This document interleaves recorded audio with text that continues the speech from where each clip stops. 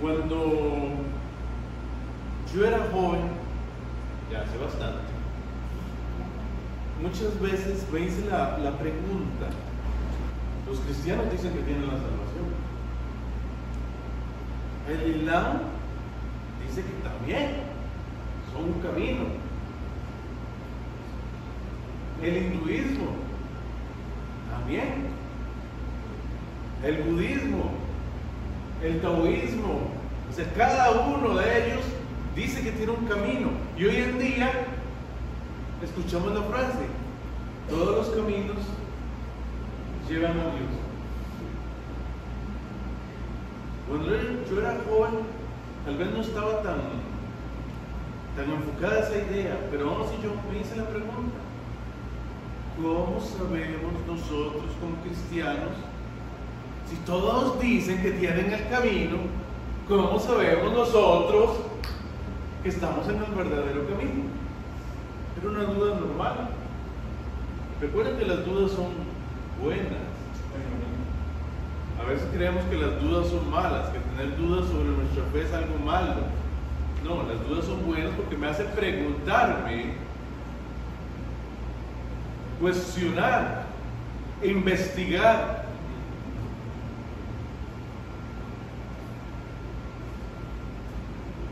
Bueno, luego de, para no alargar la historia, luego de mucho tiempo, de yo como jovencito, no sé, unos 17, 18 años, investigar el tema, llegué al convencimiento de que el cristianismo es superior, que realmente tenemos el único camino, no solo porque la Biblia lo dice, sino porque realmente el cristianismo da una solución diferente y superior a las otras religiones, sectas y demás que nos ofrecen diferentes caminos. Más adelante voy a comentar algo, tal vez no todo, porque esto no va a ser un curso de religiones comparadas, es un mensaje sobre el Evangelio. Okay, vamos a leer el texto, vamos a ir a el libro de San Juan,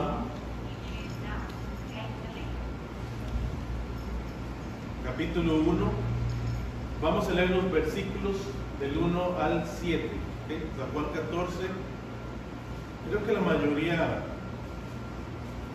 conoce el texto base del cual hablamos que Jesús es el camino. Pero vamos a leer todo el pasaje, por lo menos los primeros 7 versículos, para conocer el contexto.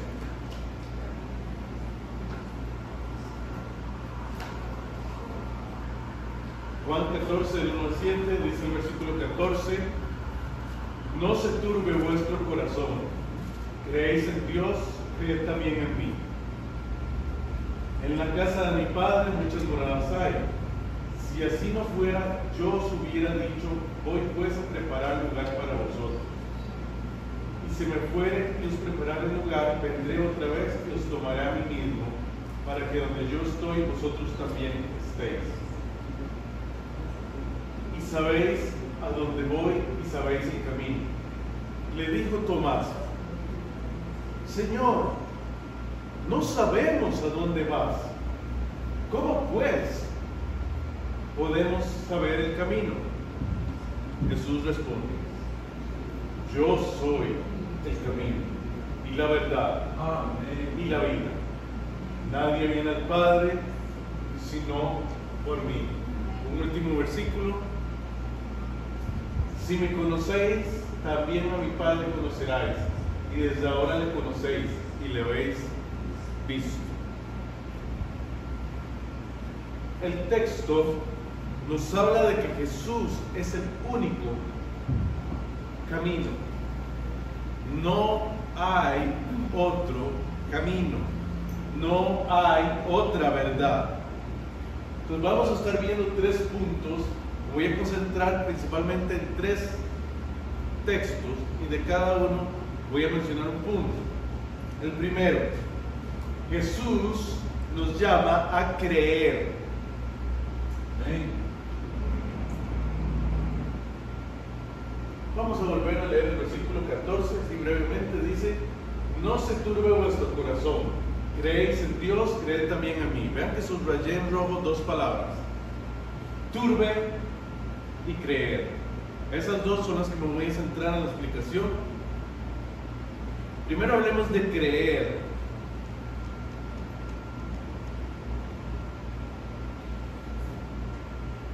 Vean que Jesús básicamente inicia el texto diciéndole: no se turbe vuestro corazón. Y les dice creer. Creer es una palabra clave en todo el Evangelio de Juan. Se repite continuamente a lo largo de todo el Evangelio. Aparece en este pasaje que estamos analizando hoy, aquí en la Escritura, pero de hecho, en quizás los que son los dos versículos clave del Evangelio también aparece. Uno todos lo conocemos, hasta lo sabemos de memoria. Tal vez no todos, pero la mayoría lo sabemos de memoria, que es Juan 3:16. Recordemos que dice Juan 3:16, si no es una pregunta retórica, alguien que lo diga.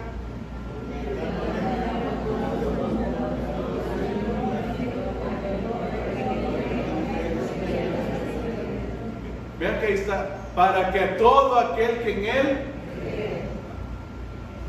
se menciona creer. Luego, en Juan 20, 30-31, sí vamos a leerlo. Juan 20, 30-31, no lo tengo en diapositiva, lo vamos a leer de la Escritura.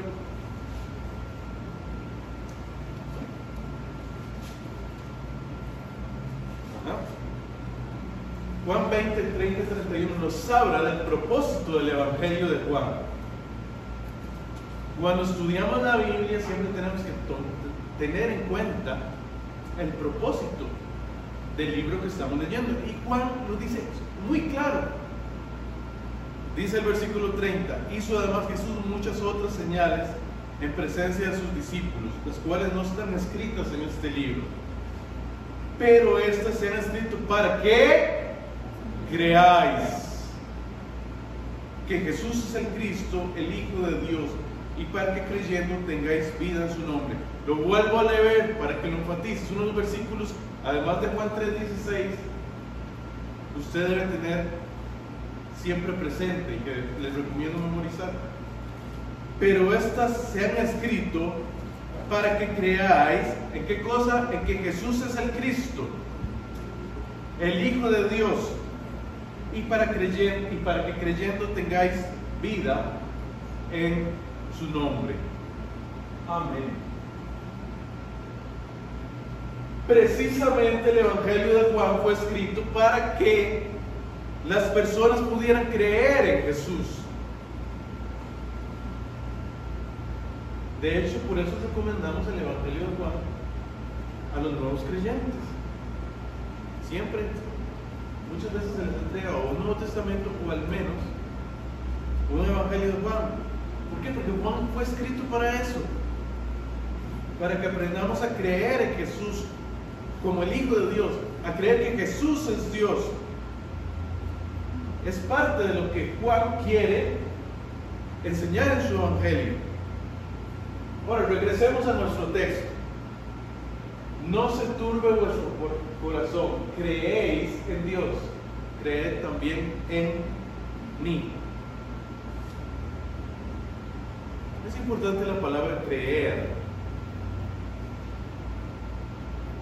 Creer no es solamente conocer algo. Creer es tener confianza en que así es. Ese es el sentido. Tiene el sentido de poner la confianza en alguien. Buscar el apoyo de esa persona. Ahora, Jesús les dice: no se turbe vuestro corazón. ¿Por qué les dice Jesús a los discípulos que no se turben? Él les dice que no deben estar turbados. O sea, ¿qué estaba pasando? Vamos un poquito al contexto. De hecho, la nueva traducción viviente, en vez de usar la palabra turbar, dice no dejen que su corazón se angustie. Y la traducción en lenguaje actual dice no se preocupen. Ahora, ¿hay alguna razón por la cual se preocuparían? Okay. Imaginemos un momento, o sea, para que usted tenga en mente el contexto. Imagine la escena. Jesús estaba con sus discípulos. Precisamente era la última semana que iba a estar con ellos antes de la pasión. ¿Cuándo ocurre esto? Probablemente es el Jueves Santo, lo que hoy conocemos como Jueves Santo. Habían empezado esta semana con el domingo, lo que hoy conocemos como Domingo de Ramos. Jesús había entrado a Jerusalén. Recuerden que la gente decía Hosana y ponía las palmas en el suelo. Entonces, esto sucede el jueves. Algunos dicen que miércoles. La interpretación más tradicional es que fue el jueves. Precisamente acababan de cenar juntos, lo que conocemos como última cena, ¿verdad? Miguel Ángel lo pintó, era un cuadro. Han pasado varias cosas. Primero, Jesús anuncia que alguien lo va a traicionar. Luego les dice que va a ir a un lugar donde ellos no pueden ir. Y luego anuncia que Pedro lo va a negar. ¿Tenían razón los discípulos en estar preocupados? Sí.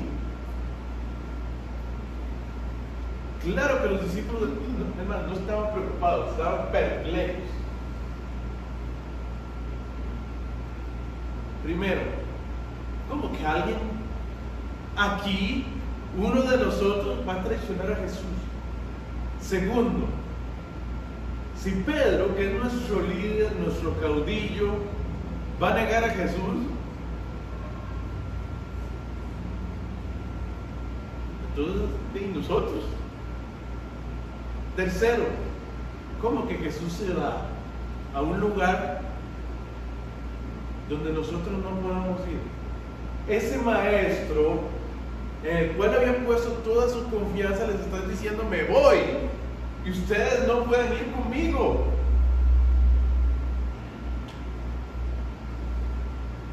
Ellos habían dedicado su vida. O sea, si entendemos un poco la cultura del maestro-discípulo, o sea, que un discípulo en esa época, su maestro se fuera y no pudieran seguirle,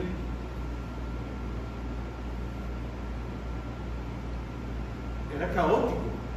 Entonces sí, los discípulos estaban perplejos. Y es en medio de eso que Jesús les dice, no se turbe vuestro corazón. Creed, confíen.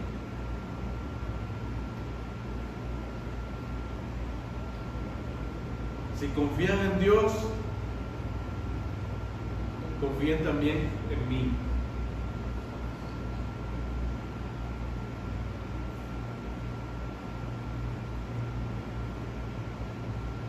No sabemos qué había en la mente de los discípulos. Tal vez ellos todavía estaban pensando en un Jesús que los iba a liberar del yugo opresor de los romanos, ¿verdad? Un Mesías revolucionario. Es muy probable que todavía tuvieran ese concepto equivocado, a pesar de que habían pasado tanto tiempo con el Maestro. Estaban esperando la visión de un reino terrenal establecido en Jerusalén. Jesús sabía que sus discípulos estaban preocupados. Probablemente se podía ver en sus rostros. Entonces, está dando el consejo para ese momento, las palabras para ese momento, pero también anticipando lo que iba a suceder. Iba a ser arrestado, iba a ser crucificado, y todos conocemos el resto de la historia, o la mayoría de personas conocemos el resto de la historia, si vivimos en Costa Rica. Entonces, ese medio de ese pasaje que Jesús les dice, en medio de estos que Jesús les dice estas palabras, crean en Dios y crean también en mí. Si confían en Dios, confíen en mí. De hecho, es una declaración bastante osada. Él se está haciendo igual a Dios en ese momento.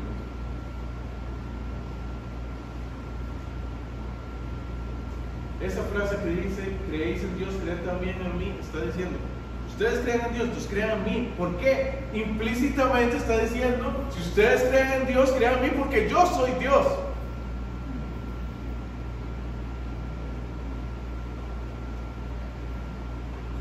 Para nosotros como lectores modernos que ya conocemos la Escritura, sabemos que está el concepto de Trinidad, creemos en la deidad de Cristo como cristianos, para nosotros es algo probablemente que ya todos conocemos, bastante trivial para nosotros, pero para otros oyentes judíos eso hubiera sido blasfemia. Pero ¿con quién estaba compartiendo Jesús? Con sus discípulos. Y él se atreve a decirlo. Y Juan en el Evangelio lo reafirma, porque él quería ver cómo Jesús siempre, quería enseñar cómo Jesús siempre había declarado ser Dios. Si los discípulos creían en Dios, debían creer en Él, porque Él es Dios. Tenemos que tener confianza en las palabras de Jesús. Amén. Quizás el mejor ejemplo de confianza es el corazón de un niño.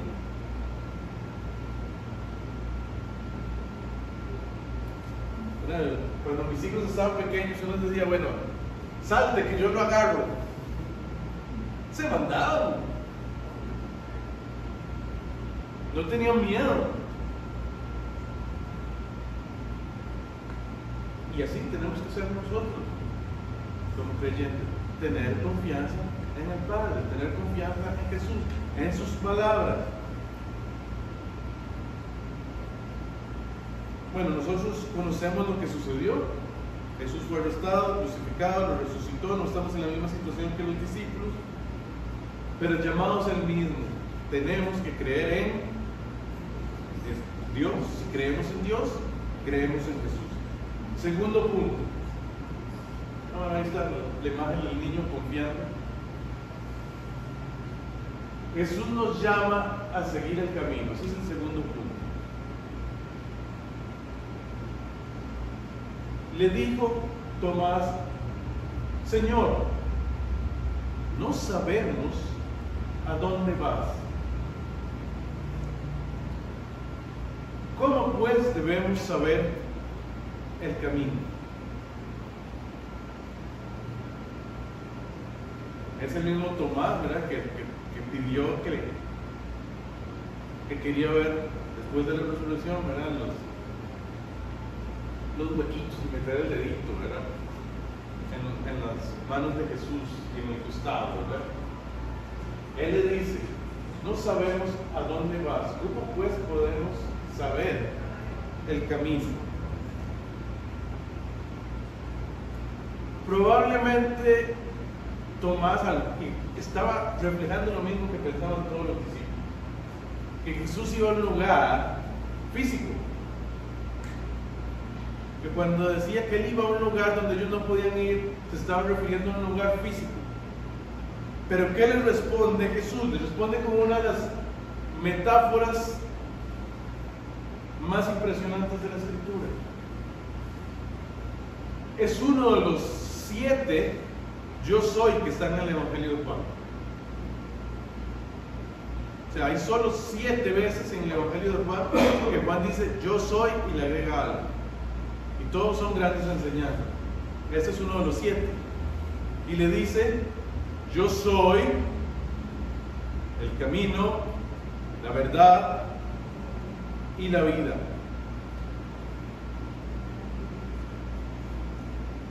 Jesús es el único camino a la salvación. Él no nos señala solamente el camino, Él es el camino. El camino es una persona.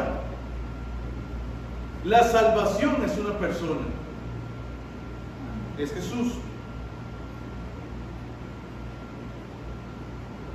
Nos entregamos a esa persona y aceptamos la obra que Él hizo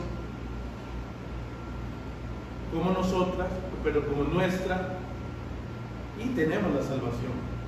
El camino es creer en Él, creer que Él es el Hijo de Dios, que murió por nuestros pecados, que resucitó a los muertos y que es el Señor de nuestras vidas. Creer verdaderamente implica volverse a Dios. Si creemos, nos volvemos a Dios, nos arrepentimos. Es curioso que Juan no enfatiza el arrepentimiento, porque él asume que con creer se implica que usted se arrepiente, porque si usted cree en las palabras de Jesús, sabe que tiene que arrepentirse.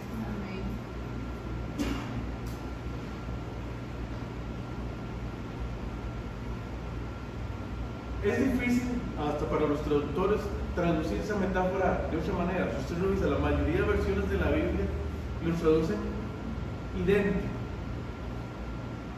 Dicen las palabras de Jesús tal como Él los dijo: yo soy el camino, la verdad y la vida.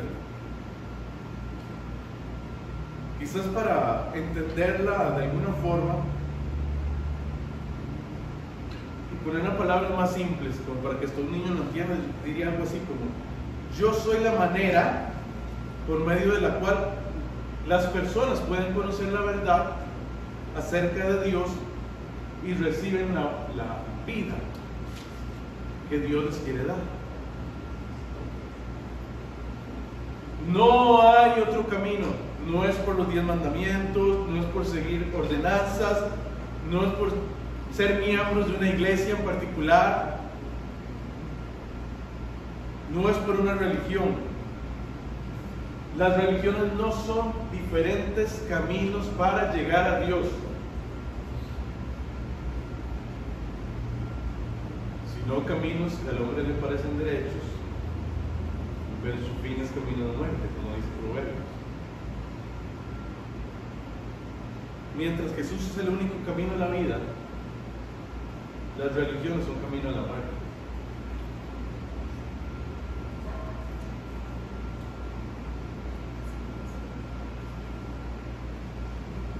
Jesús es la verdad encarnada. Es la única verdad que puede salvarnos. Él es la misma encarnación de la verdad. Él es la verdad en persona. En contraste con la mentira. En este pasaje, ese término verdad lo que quiere decir es que por medio de Jesús es que conocemos la verdad revelada. O sea, si Jesús no hubiera venido, no conoceríamos realmente cómo es el Padre, porque no se nos hubiera revelado. Es porque Jesús vino que conocemos la verdad, conocemos ese mensaje del Evangelio. Si Jesús no hubiera venido, no conoceríamos esa verdad. Por eso Jesús es la verdad encarnada acerca de Dios. Por otro lado, Jesús es la vida, porque no solamente nos ha dado vida eterna, sino porque por medio de Él nuestra vida tiene sentido. Al entregarnos a Él, entregarnos a Jesús, cumplimos el propósito por el cual el ser humano fue creado. ¿Para qué fue creado el ser humano? ¿Por qué existimos? Que es la pregunta existencial que muchos se hacen. ¿Por qué estamos aquí? Dios nos creó con una sola razón: agradarle a Él y glorificarle. Por eso fuimos creados los seres humanos, para agradar y alabar a Dios.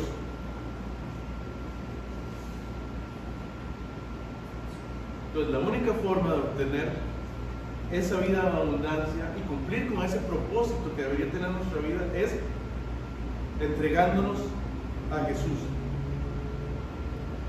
La pregunta de Tomás se asemeja. Voy a volver porque ¿Cómo pues podemos saber el camino? Se asemeja a la misma que yo puse al inicio del mensaje, que yo me hacía cuando era joven. ¿Cómo puedo yo saber que el cristianismo realmente es el único camino si todos dicen que tienen el camino?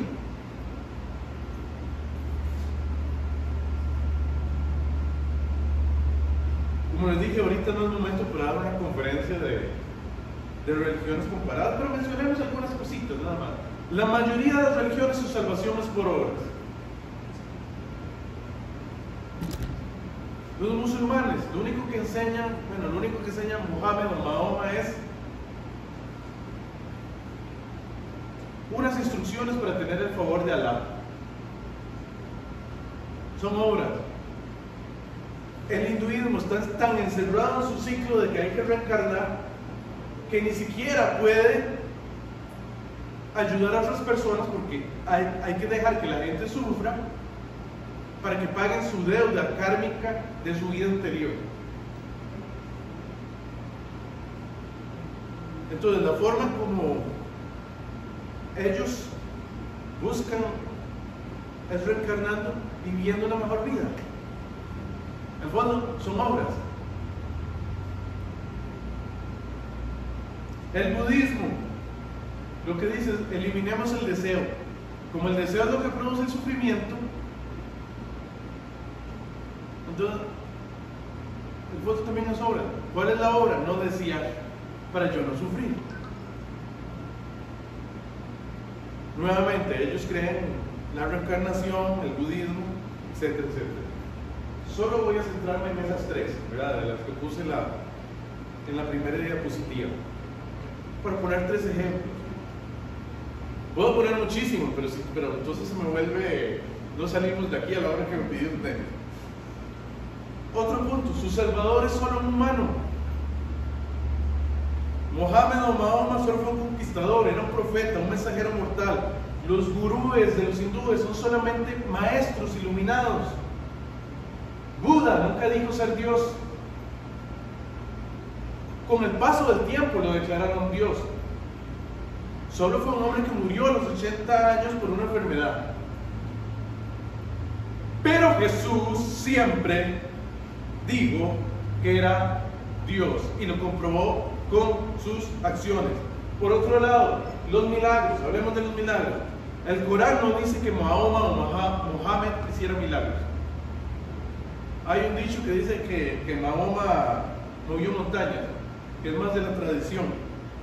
Pero en el fondo su propósito no era la bondad ni la compasión con el mensaje de Jesús. La mayoría de los milagros que hacen los gurúes hindúes son solo para probar su propia iluminación. El famoso ese, ¿verdad?, milagro que ponen, ¿verdad?, que caminan sobre el fuego. ¿Para qué hacen eso? ¿Está trayendo bendición a alguien caminar sobre el fuego? No, solo están probando que son iluminados. Buda, por su parte, según algunos escritos, solo realizó milagros para convencer a los dioses sobre su misión. Si estamos convencidos de que Jesús es el camino, la verdad y la vida, no podemos ser tan egoístas para dejar de compartir esa buena nueva. ¿A quién compartió Jesús esa metáfora? No fue a las multitudes, fue a sus discípulos. ¿Y quiénes son los discípulos hoy? Nosotros. O sea, ese mensaje era para nosotros. Esa frase no era una frase de evangelismo. Hoy lo usamos en evangelismo. Era una frase que le dijo a sus discípulos para que entendieran que solo Él es el camino.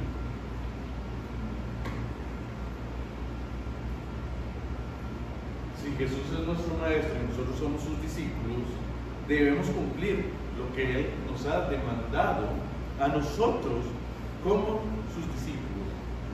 Un tercer punto, este va a ser más breve. Jesús nos llama a conocerle. Dice Jesús en el versículo 7, si me conocieseis, también a mi Padre conoceríais, y desde ahora le conocéis y le habéis visto. Probablemente es una reprensión por su incredulidad. Recordemos, Tomás había preguntado que cómo podían conocer el camino, y él vuelve a retomar el verbo conocer. Si me conocen a mí, también conocerían al Padre. Conocer en la Escritura es algo más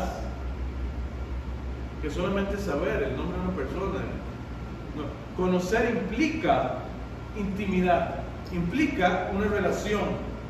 Incluso la Escritura usa la misma frase para las relaciones sexuales. El mismo verbo ahí en griego es el mismo que se utiliza cuando se habla de que un hombre conoció a su mujer. Entonces, ese conocer implica una relación de intimidad. Entonces, conocemos el camino cuando conocemos a Jesús. Y la única forma de conocer a Dios es conocer a Jesús. Ahora, para conocer a Dios y a Jesús tenemos que tener una verdadera relación de intimidad con Él. Es curioso que Jesús les dice que ellos ya conocían a Dios, ya conocían el camino, porque lo estaba viendo junto a ellos en forma física. Probablemente no habían prestado atención, o sea, habían pasado años, 3 años con su maestro, habían comido con él, habían escuchado sus enseñanzas, habían visto sus milagros, pero no habían prestado la suficientemente atención para entender lo que iba a suceder más adelante y para entender el mensaje de Jesús. No habían entendido que ver a Jesús era ver a Dios. Creo que a muchos nos puede pasar, ¿verdad? Pasar mucho tiempo con alguien sin conocerle verdaderamente. Desde los casos que dan terror, ¿verdad? Como que mujeres que han estado casadas con un hombre y de pronto se dan cuenta que tenía una doble vida, qué sé yo, otra esposa. Y ha pasado, usted lo ha leído en las noticias, ¿verdad? Hombres que tenían una esposa en un lugar y en otro país tenía otra esposa. Hasta las cosas sencillas. Pues yo puedo pasar mucho tiempo con una persona sin prestar atención, entonces no conocerlo.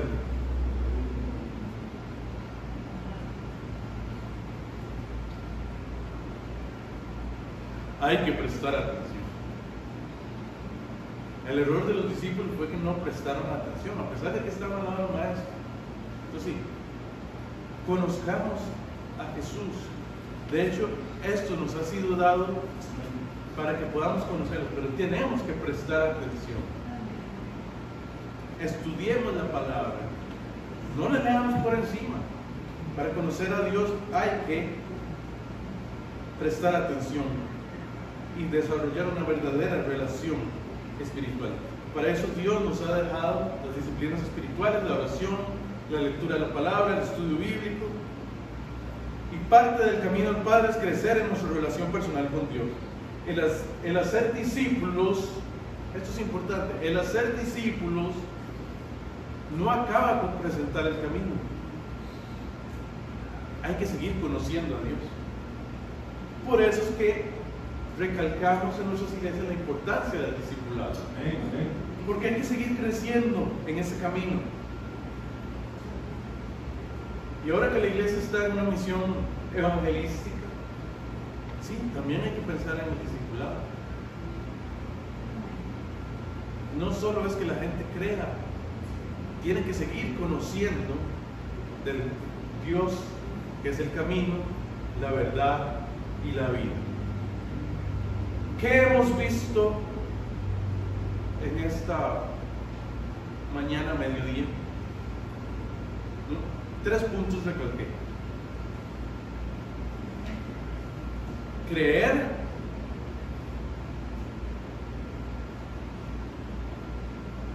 saber sobre el camino, conocer el camino, conocer a Dios. Como iglesia, esa es la verdad que tenemos que proclamar. Esa es la verdad que tenemos que vivir.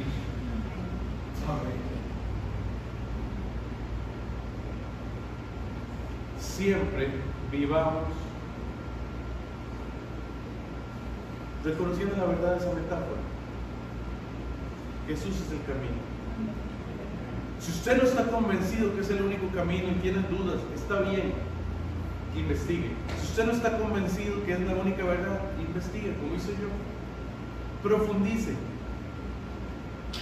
Pero yo le puedo asegurar que es el único camino. No hay otro camino. No solo porque la Escritura lo dice y nosotros creemos por fe que la Escritura es verdad, sino porque si usted se da cuenta y estudia otros caminos, se da cuenta que son insuficientes, que nunca le van a llegar al camino que nos ofrece Cristo, a la verdad que nos ofrece Dios a través de Jesucristo. Nunca le van a llegar al mensaje del Evangelio, donde Él entregó a su propio Hijo para morir en la cruz, y que nosotros, por medio de Él, podamos ser salvos al creer en Él, arrepentirnos y entregarnos a Él.